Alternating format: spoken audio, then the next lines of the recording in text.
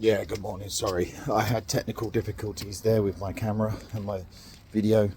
So yeah, anyway, we're back in what we're doing. So yeah, just picking up where we left off in terms of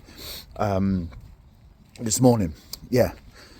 So yeah, with the players, more senior players coming into the squad, better transfers, more experience for the squad. That is imperative for this squad, and yeah, you know, there's too many players in the Tottenham squad that don't take ownership for anything, and that's what I want to talk about right now. It's about taking ownership, stepping up to the plate when it actually does matter, taking the club on their shoulders and really making that difference in terms of, sorry, I'm walking my dog again. If you want to see it, let's show my dog. My dog, our dog.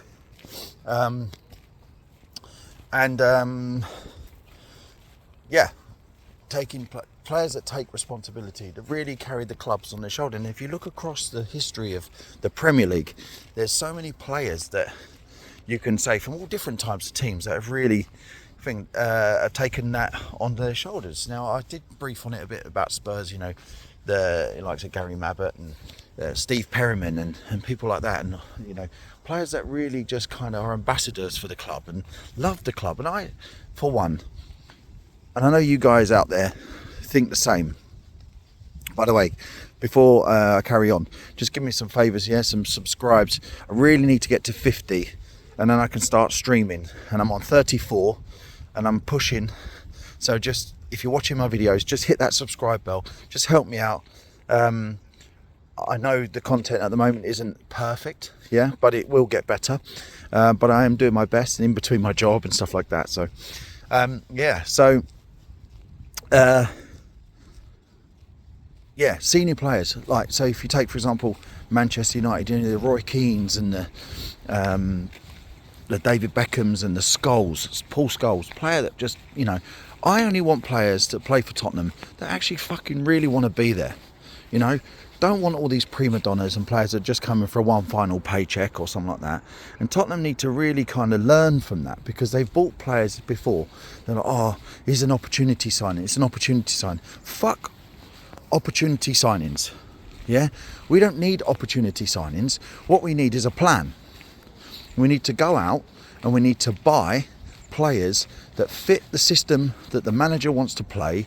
And we need to go out and buy players that will really make a difference, you know, and actually want to be there.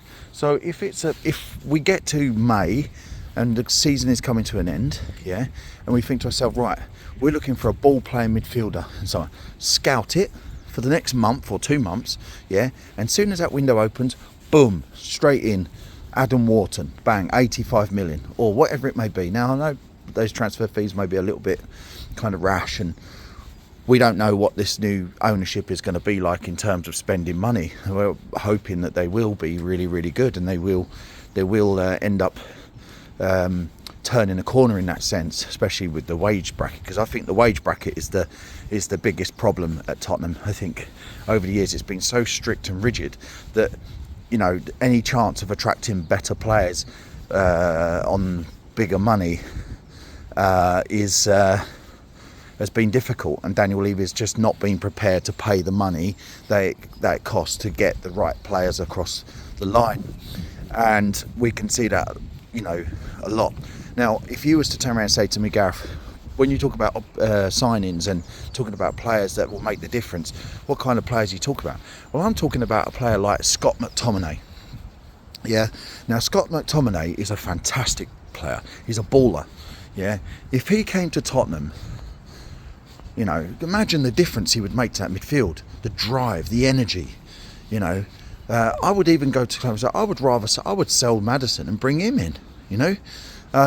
Scottish, hard-working. He's gone to the Serie A, went to Napoli under Conte, and he's just absolutely flying.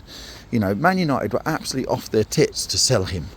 Awfully, they were honestly mad. Yeah, because since he left, you know, they haven't had that drive in midfield. He was amazing for them, and I think they missed the ball there. Another player, or dropped the ball, sorry, Another player that I would tend to say is a former Man United player that I think Spurs should really be looking at is Mason Greenwood.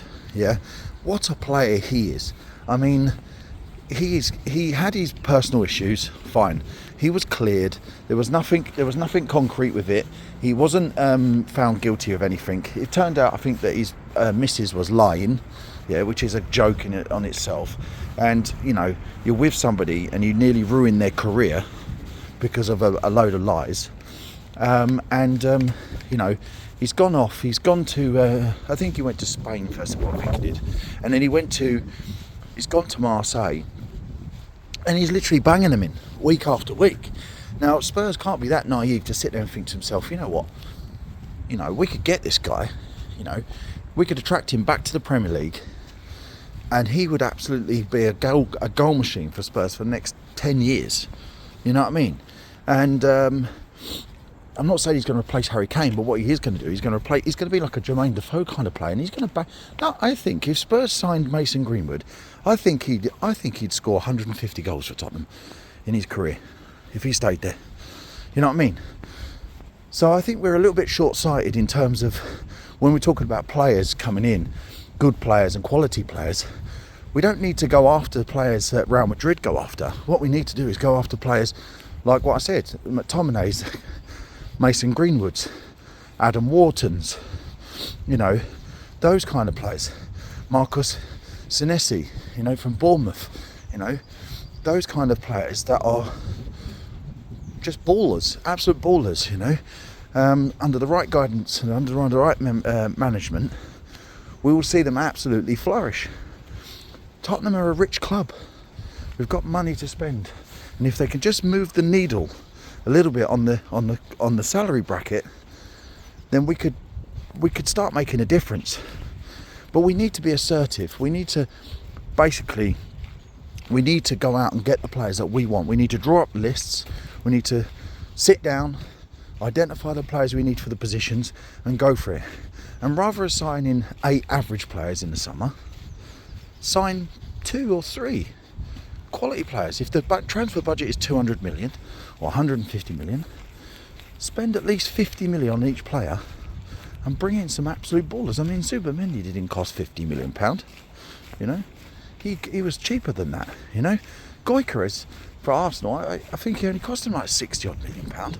I'm not saying he's been a raving success, because he hasn't, but you know, you've got to do your due diligence in this. You know, like in everything in life, you do your due diligence, you can get across the line, and you'll get the right people in the right places, getting all your ducks in the right line, as someone once told me.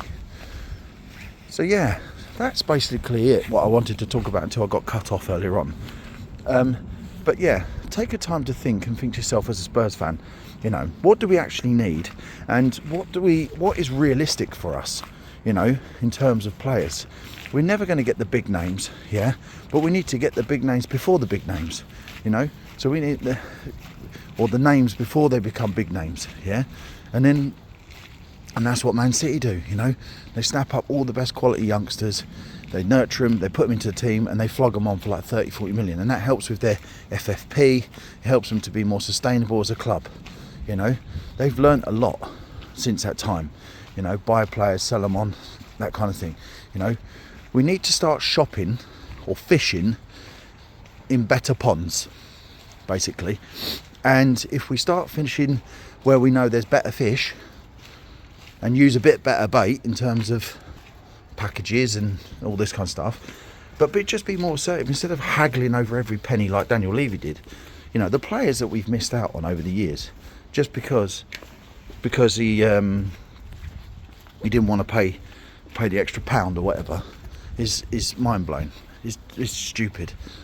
So yeah, just take a time to think. It's bloody freezing here today in Kent. Oh, it's a bit chilly.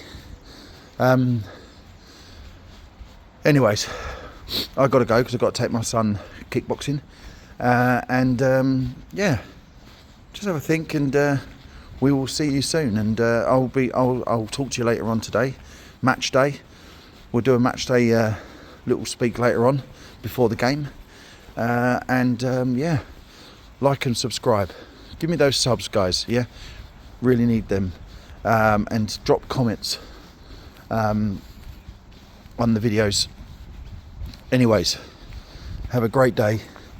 Come on, you Spurs, and let's hopefully we can pick up 3 points later on and Burnley and start looking upwards towards the table, because if we can string 2 or 3 results together, we're going to be looking at the best part of getting back up into the top 7, which will be a massive thing. And I think Spurs realistically should just be targeting to get into the Europa Conference League or the Europa League. I know they're not the most glamorous tournaments, but imagine next season if Spurs can get back up to about 6th or 7th and get into the Conference League next season, go on and win it. It's another trophy, isn't it? You know what I mean? It's better than nothing, isn't it? So anyways, take care. Come on, you Spurs, and let's go again. Take care. Bye bye.